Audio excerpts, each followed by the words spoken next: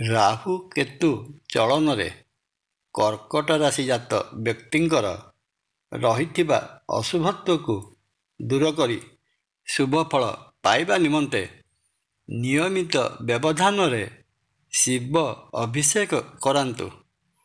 ପ୍ରତ୍ୟହ ଶିବ ପଞ୍ଚାକ୍ଷରୀ ଅଥବା ତ୍ରୟମ୍ବକ ମନ୍ତ୍ର ଜପ କରନ୍ତୁ।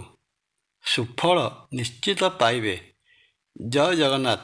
ନମସ୍କାର, ମୁଁ ତପନ ଡାଇଜେଷ୍ଟକୁ ଆପଣଙ୍କୁ ସ୍ୱାଗତ। କର୍କଟ ରାଶି ଉପରେ ରାହୁ ଓ କେତୁ ମହାଗ୍ରହଙ୍କର ଚଳନର ପ୍ରଭାବ। ଚଳିତ 2025 ମସିହା ମଇ ମାସ 18 ତାରିଖ ରବିବାର ଦିନ ଗ୍ରହ ଜଗତର ଦୁଇ ଛାୟାଗ୍ରହ ରାହୁ ଓ କେତୁ ରାଶି ପରିବର୍ତ୍ତନ କରିବାକୁ ଯାଉଛନ୍ତି।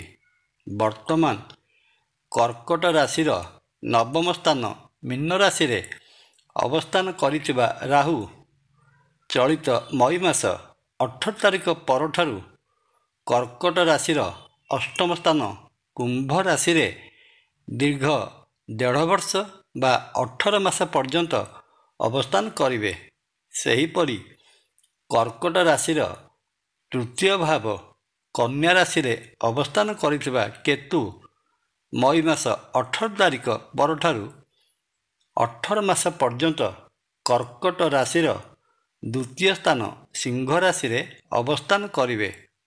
ଗ୍ରହ ଜଗତର ଏହି ଦୁଇ ଶକ୍ତିଶାଳୀ ଗ୍ରହ ରାହୁ ଓ କେତୁ ମହାଗ୍ରହଙ୍କର ରାଶି ପରିବର୍ତ୍ତନ ସମଗ୍ର ରାଶି ଚକ୍ରକୁ ଗଭୀର ଭାବେ ପ୍ରଭାବିତ କରିଥାଏ। ସେହି କ୍ରମରେ ଆଜି ଜାଣିବା ମାୟାବୀ ଗ୍ରହ ରାହୁ କର୍କଟ ରାଶିର ଅଷ୍ଟମ ସ୍ଥାନରେ ଦୀର୍ଘ 1.5 ବର୍ଷ ପର୍ଯ୍ୟନ୍ତ ଅବସ୍ଥାନ କରୁଥିବା ସମୟରେ କର୍କଟ ରାଶି ବା କର୍କଟ ରାଶି ଜାତ ବ୍ୟକ୍ତିଙ୍କୁ କ'ଣ ସବୁ ଫଳ ପ୍ରଦାନ କରିବାର ସମ୍ଭାବନା ରହୁଅଛି।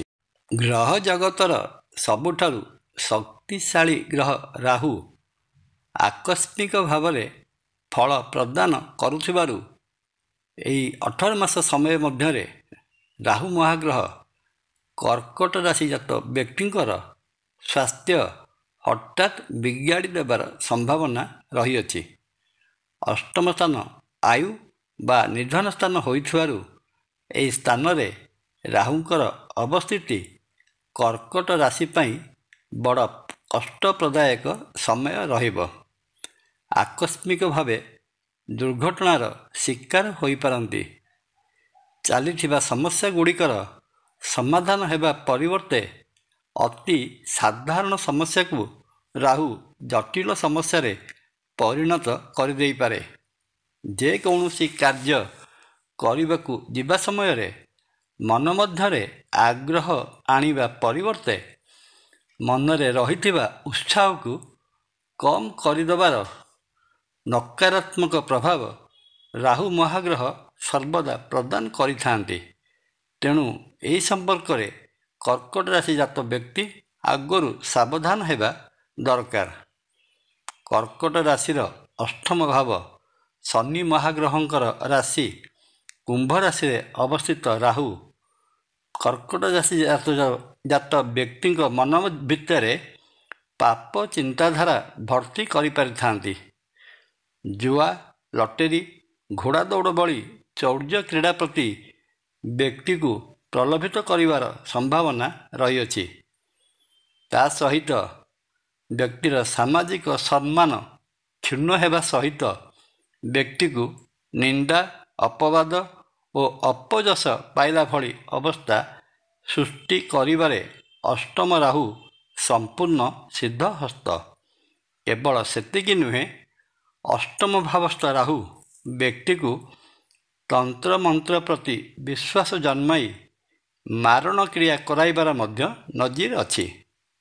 କର୍କଟ ରାଶିର ଅଷ୍ଟମ ଭାବ କୁମ୍ଭ ରାଶିରେ ଥିବା ରାହୁ କର୍କଟ ରାଶି ଜାତ ବ୍ୟକ୍ତିଙ୍କୁ ମଦ, ସିଗାରେଟ, ଗଞ୍ଜେଇ ପ୍ରଭୃତି ମାଦକ ଦ୍ରବ୍ୟ ସେବନ କରାଇ ନିଶାଗ୍ରସ୍ତ କରାଇ ଦେବାର ବହୁତ ଜ୍ୟୋତିଷୀୟ ପ୍ରମାଣ ମଧ୍ୟ ଅଛି। ଏହାଛଡ଼ା ବ୍ୟକ୍ତି ଏହି ସମୟରେ ମ୍ଲେଚ୍ଛ ଭଳି ଜୀବନଯାପନ କରିବା ସହିତ ପାହାଡ଼ ପର୍ବତ ଓ ବଣ ଜଙ୍ଗଲରେ ଭ୍ରମଣ କରିଥାଏ। ଏ ତ ଗଲା କର୍କଟ ରାଶିର ଅଷ୍ଟମ ଭାବ କୁମ୍ଭ ରାଶିରେ ଅବସ୍ଥାନ କରିଥିବା ରାହୁ ମହାଗ୍ରହଙ୍କର ଫଳ। ସେହିପରି କର୍କଟ ରାଶିର ଦ୍ୱିତୀୟ ସ୍ଥାନ ସିଂହ ରାଶିରେ କେତୁ ଦୀର୍ଘ 18 ମାସ ପର୍ଯ୍ୟନ୍ତ ଅବସ୍ଥାନ କରୁଥିବାରୁ କର୍କଟ ରାଶିଜାତ ବ୍ୟକ୍ତିଙ୍କର ପାରିବାରିକ ସ୍ଥିତିରେ ଗ୍ରହଣ ଯୋଗ ସୃଷ୍ଟି କରିବେ। ବିନା କାରଣରେ ପାରିବାରିକ ବିଶୃଙ୍ଖଳା ସୃଷ୍ଟି ହେବାର ସମ୍ଭାବନା ରହିଅଛି। ପରିବାରର ସଦସ୍ୟଙ୍କ ମଧ୍ୟରେ ସାମଞ୍ଜସ୍ୟ ରହିବ ନାହିଁ। କଳି ଝଗଡ଼ା ସଦାସର୍ବଦା ଲାଗି ରହିବ। ଏହି ସମୟରେ କର୍କଟ ରାଶିଜାତ ବ୍ୟକ୍ତିଙ୍କର ଆର୍ଥିକ ଭାବ ଉପରେ ଆକସ୍ମିକ ଚଡ଼କ ପଡ଼ିଲା ଭଳି ଅବସ୍ଥା ସୃଷ୍ଟି ହେବ।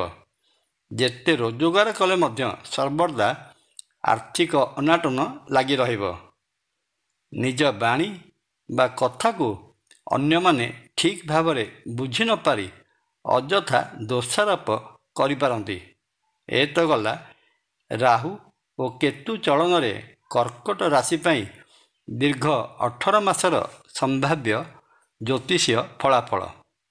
ରାହୁ ଓ କେତୁ ଚଳନରେ କର୍କଟ ରାଶିଜାତ ବ୍ୟକ୍ତିଙ୍କର ରହିଥିବା ଅଶୁଭତ୍ୱକୁ ଦୂର କରି ଶୁଭଫଳ ପାଇବା ନିମନ୍ତେ ନିୟମିତ ବ୍ୟବଧାନରେ ଶିବ ଅଭିଷେକ କରାନ୍ତୁ। ପ୍ରତ୍ୟହ ଶିବ ପଞ୍ଚାକ୍ଷରୀ ଓମ୍ ନମଃ ଶିବାୟ ଅଥବା ତ୍ରୟମ୍ବକ ମନ୍ତ୍ର ଜପ କରନ୍ତୁ। ନିଶ୍ଚିତ ଭାବରେ ସୁଫଳ ପାଇବେ। ପରିଶେଷରେ ଶ୍ରୀକ୍ଷେତ୍ର ପୁରୀରେ ବିରାଜିତ ମହାବିଷ୍ଣୁ ଶ୍ରୀ ଜଗନ୍ନାଥ ମହାପ୍ରଭୁଙ୍କୁ ଦର୍ଶନ କଲେ ରାହୁ ଓ କେତୁଜନିତ ରହିଥିବା ସମସ୍ତ ଅଶୁଭତ୍ୱକୁ ଏଡ଼ାଇ ଆପଣ ଶୁଭଫଳ ପାଇପାରିବେ। ଜୟ ଜଗନ୍ନାଥ। ନମସ୍କାର। ଭିଡ଼ିଓ ଭଲ ଲାଗିଲେ ଲାଇକ୍, କମେଣ୍ଟ, ସବସ୍କ୍ରାଇବ୍ ଓ ସେୟାର କରିବା ପାଇଁ ଅନୁରୋଧ। ନମସ୍କାର। ତପନ।